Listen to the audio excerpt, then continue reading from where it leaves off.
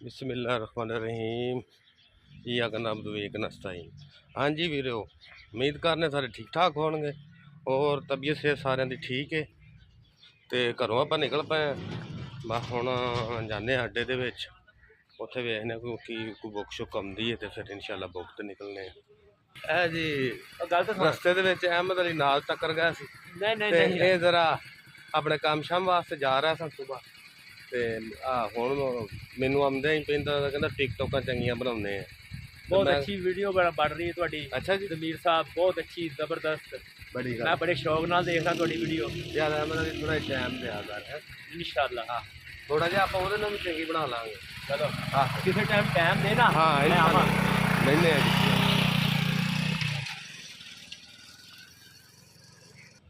तो जी आप पहुँच गए फैक्ट्री। इत्थे अपनी गड्डी खड़ी हुंदी है ते गड्डी नूं मारने सलफ ते अल्लाह अल्लाह फैसला अड्डे चलने अल्लाह फिर रोजी भी देगा। जो माँ बाप दी दुआवां नाल होणगियां ते अल्लाह रोजी दिंदा है। अल्लाह खुल गए आप बह गए बिच आप बह गए बिच ते दवा करो जाने कोई रोजी दे मत्थे लगी है।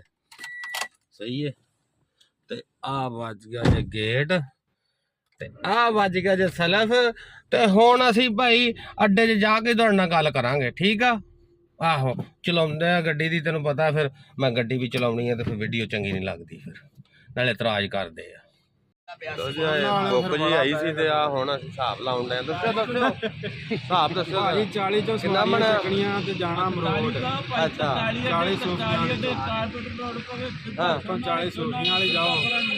अच्छा उतों भाजी सीधे हो जाओ छोटे 65 नो। हाँ जी 65 वाला पुल हो जाओ।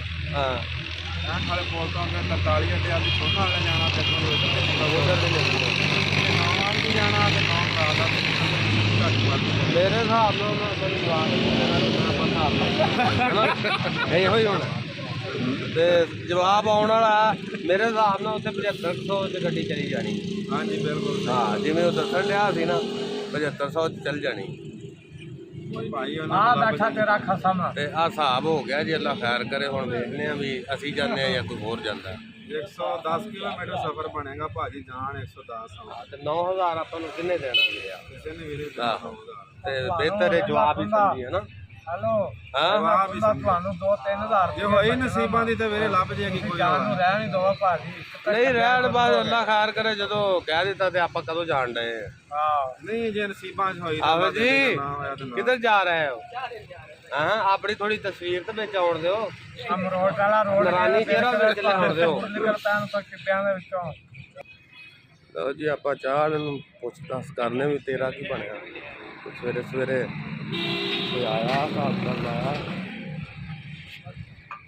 अब जी क्या हाल है ठीक है। हाँ जी ठीक है ना कोई चाह चाह का है प्रोग्राम। हाँ जी प्रोग्राम है। अच्छा हाँ जी पियोगे हाँ जी पिलावांगे। चलो फिर अल्लाह खैर करे बनाओ कोई 3-4 है ज़्यादा ना बनाएंगे तो सारे फ्री वाले बैठे हैं। मेरे हाथ में क्या है तू एंजल करन दिया सी एंजल जिवें आटा गुनदा है आवे जी फिर घल्लो चावल है परौने बैठे ने लेते आ गए दोनों तरह चावल चलो क्या हाँ लो जी है पत्ती काट में बिठा दे जिवें मर्जी ठोक के बना दे तू। हाँ सही है। लो जी आ चाह आख दी है तो हुण आपां परौने को चलने भी वो की आंदे ने पीनी ने या नहीं पीनी एवं क्या चले आपां यार। लो जी परौने वास्ते चाह चूह आखा है आ परौने बैठे ने वेखने किहड़े किहड़े ने पीनी है। तो बाकी अपना ख्याल रखियो दुआवां याद रखियो। आ अपना अड्डा वा ते असीं हुण कोई सवारी का बंदोबस्त कर लईए ठीक है। अपना ख्याल रखो अल्लाह हाफिज़।